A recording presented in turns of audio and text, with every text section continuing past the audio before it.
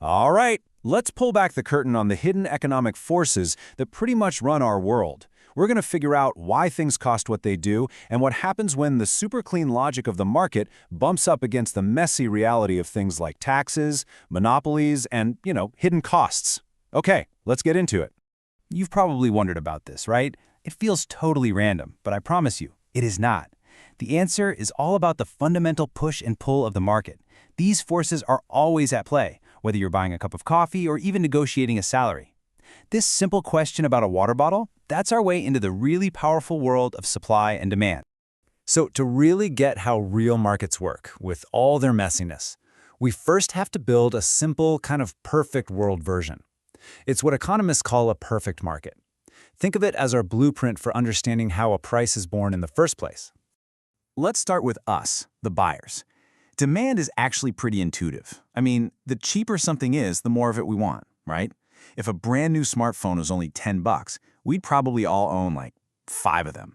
But if they cost $1 million, yeah, not so much. That simple relationship, that's the law of demand. Okay, now let's flip it around and look at the sellers. For them, the logic is the total opposite. The higher the price they can sell their product for, the more of it they're going to want to make and sell. If you knew you could sell fancy notebooks for $100 a pop, you'd probably start a notebook factory tomorrow. That's supply.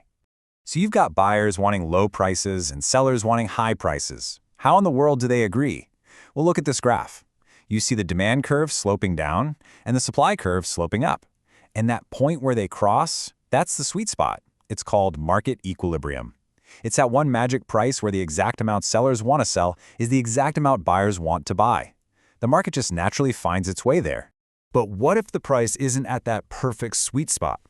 Well, the market has this really cool way of fixing itself. If the price is too high, sellers wind up with a surplus, just way too much stuff sitting on the shelves. So what do? They have to lower the price to sell it. And if the price is too low, you get scarcity. Empty shelves, long lines. That lets sellers raise their prices. See? The market is always pushing itself back towards that balance point.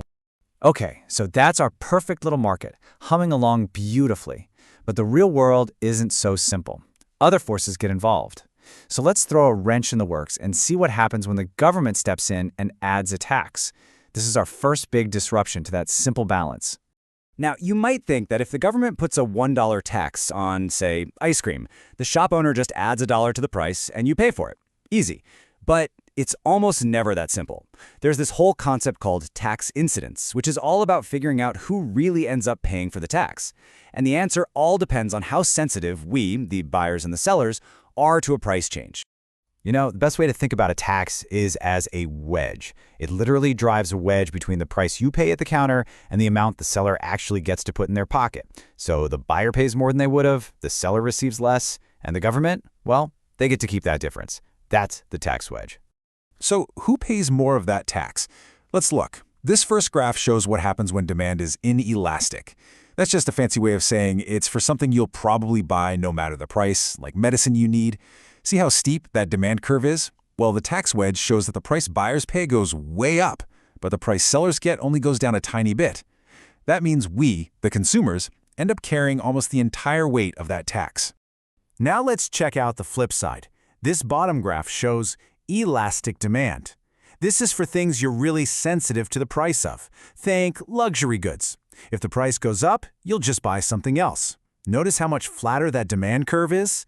In this case, the tax forces the producers to eat most of the costs. They can't just pass it all on to you, because if they do, they know you'll just walk away. All right, let's look at another way markets can get a little warped. So far, we've been assuming there are tons of sellers all competing with each other. But what happens if we just break that rule?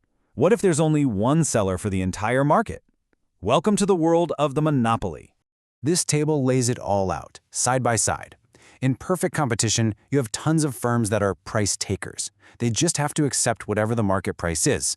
But a monopolist? Oh, they are a price maker. They have all the power. They get to set the price, and you better believe they're going to set it way above their actual cost to make as much profit as possible. So what's the bottom line here? It's pretty simple, and it's generally not great news for us. To make the most money, a monopoly will actually produce less of its product on purpose. Why? Because that creates a sort of artificial scarcity, which then lets them charge a much higher price. So for us, it's less stuff and it costs more. Okay, Now we get to what might be the trickiest, but also one of the most important ways that markets can fail. Sometimes the price you pay for something doesn't actually cover all the costs that went into making it. These are the hidden side effects, or what economists call externalities. Picture this. It's from a real court case from way back in the 19th century. You got one factory making these beautiful carpets, but right next door, another factory is pumping out chemical fumes. And those fumes are drifting over and literally ruining the color of the carpets. The price of those chemicals doesn't include the cost of ruined carpets. So whose problem is that? And that right there is a perfect example of a negative externality.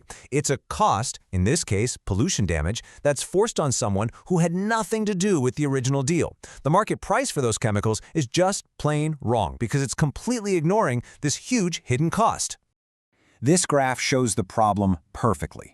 The lower supply curve, that's the private cost. It's what it costs the factory to make its stuff. The market settles where that line meets demand. But the pollution creates that external cost. When you add that external cost to the private cost, you get that higher red line, the true social cost. The best outcome for all of society is where that red line meets demand. But because the market completely ignores the pollution, it ends up making way too much of the polluting good. Okay, so we've established markets aren't always perfect. They can get distorted by taxes, controlled by monopolies, and they can create these really harmful side effects. So that leads to the really big question. Can we actually fix these problems?